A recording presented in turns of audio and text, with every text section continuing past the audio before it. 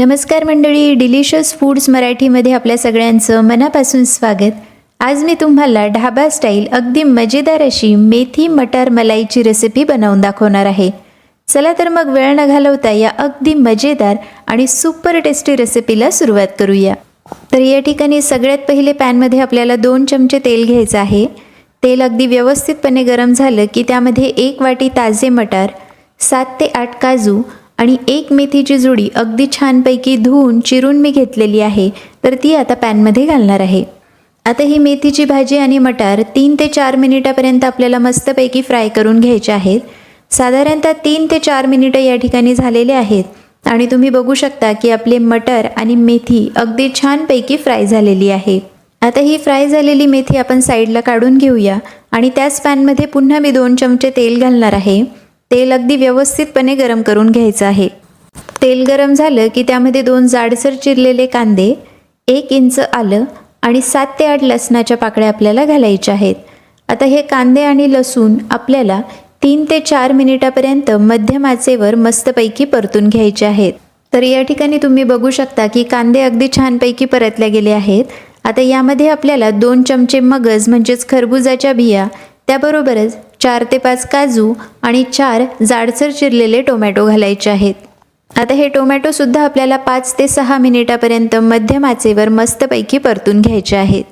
तर या ठिकाणी तुम्ही बघू शकता की आपला मसाला अगदी व्यवस्थितपणे परतला गेलेला आहे। आता हा पूर्ण मसाला आपल्याला थंड करून घ्यायचा आहे। सर्व मसाला थंड झाल्यानंतर याची आपल्याला मस्तपैकी पेस्ट करून घ्यायची आहे। तर या ठिकाणी तुम्ही बघू शकता की ग्रेव्हीचा बेस आता तयार झालेला आहे। तर आता पॅनमध्ये आपल्याला काय करायचं आहे की 3 ते 4 चमचे तेल घ्यायचं आहे। तेल अगदी व्यवस्थितपणे गरम झालं की त्यामध्ये अर्धा चमचा जिरे, अर्धा चमचा मोहरी आणि तयार केलेली ग्रेव्हीची पेस्ट आपल्याला घालायची आहे। आता ही ग्रेव्ही आपल्याला मस्तपैकी 10 ते 12 मिनिटापर्यंत तेल सुटेपर्यंत परतून घ्यायची आहे।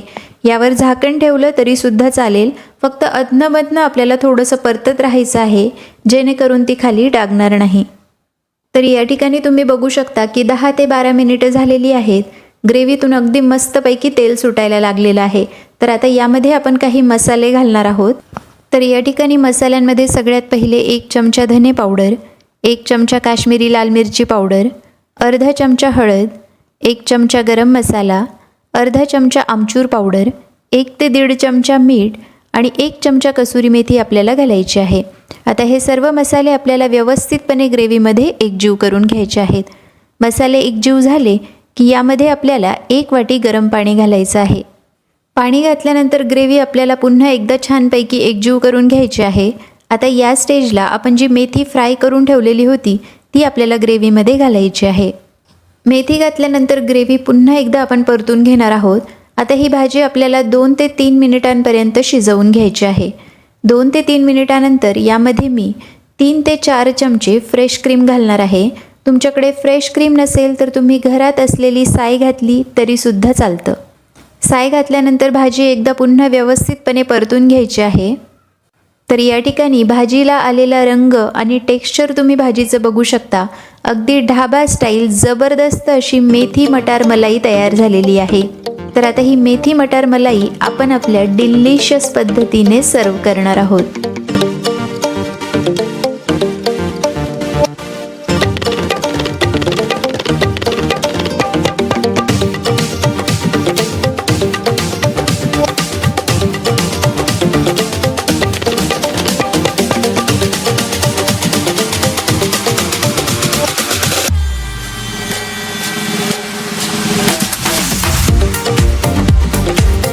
तर मंडळी, आजची रेसिपी जर तुम्हाला आवडली असेल तर आपल्या व्हिडिओला लाईक आणि चॅनलला सबस्क्राईब करायला मात्र अजिबात विसरू नका। पुन्हा भेटूया अशाच एका रेसिपीसोबत। तोपर्यंत मस्त खा आणि अगदी हॅपी रहा।